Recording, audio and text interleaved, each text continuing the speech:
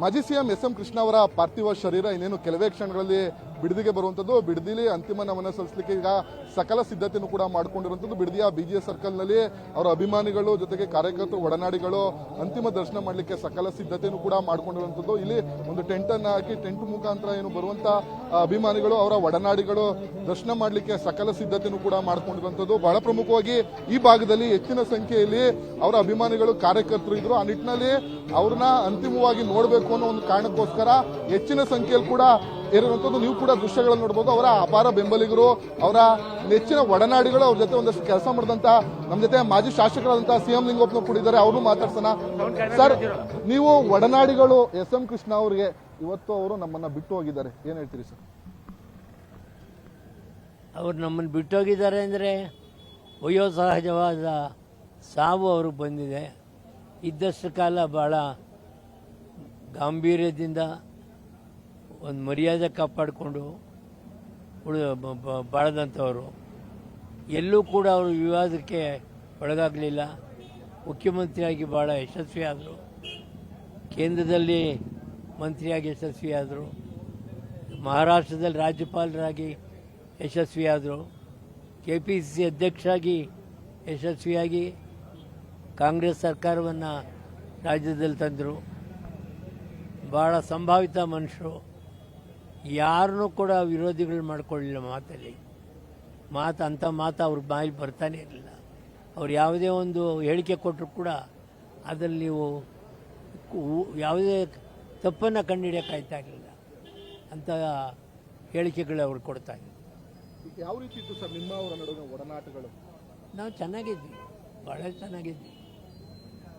Jokes ಮಾಡೋರು, ನಾವು jokes ಮಾಡೋವಿ.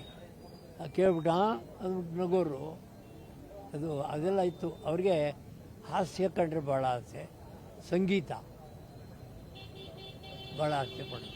Sir, ಈಗ ಈ ಭಾಗದಲ್ಲಿ ಅವರ ಒಡನಾಡಿಗಳು ಹೆಚ್ಚಿರುವಂಥದ್ದು, ಜೊತೆಗೆ ಅವರ ಆಪ್ತರು ಕೂಡ ಹೆಚ್ಚಿರುವಂಥದ್ದು. ಇವತ್ತು ನಮ್ಮನ್ನೆಲ್ಲ ಬಿಟ್ಟು ಹೋಗಿದ್ದಾರೆ, ನೀವೇನು ಹೇಳ್ತೀರಿ?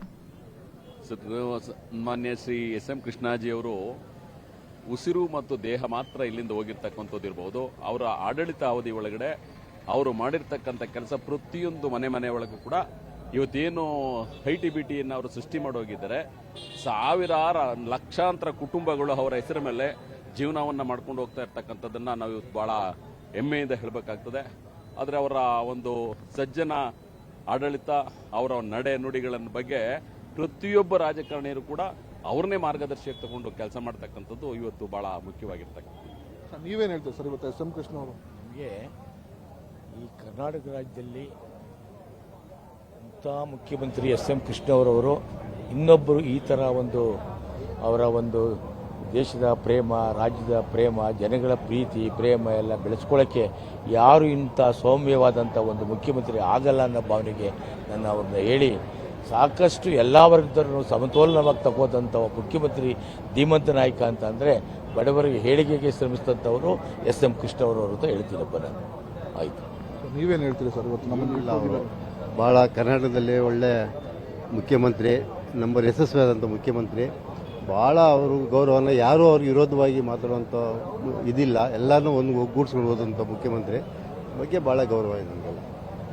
ಓಕೆ, ಇದಿಷ್ಟು ಇಲ್ಲಿನ ಸ್ಥಳೀಯರು ಇರುವಂಥದ್ದು. ಅಂದರೆ ಸಾಕಷ್ಟು ರಾಜ್ಯಕ್ಕೆ, ದೇಶಕ್ಕೆ ಸಾಕಷ್ಟು ಕೊಡುಗೆಗಳನ್ನು ಕೊಟ್ಟಿದ್ರು. ಯಾವುದೇ ರೀತಿಯ ಅಸೂಯೆ ರಾಜಕಾರಣ ಮಾಡಲಿಲ್ಲ. ಸರಳ ಸಜ್ಜನಿಕೆಯಿಂದ ಎಸ್ ಎಂ ಕೃಷ್ಣ ಅವರು ಇದ್ರು. ಇವತ್ತು ನಮ್ಮನ್ನು ಅಗಲಿದ್ದಾರೆ, ಸಾಕಷ್ಟು ನೋವಾಗ್ತಿದೆ ಅಂತೇಳಿ ಹೇಳ್ತಾ ಇರುವಂಥದ್ದು.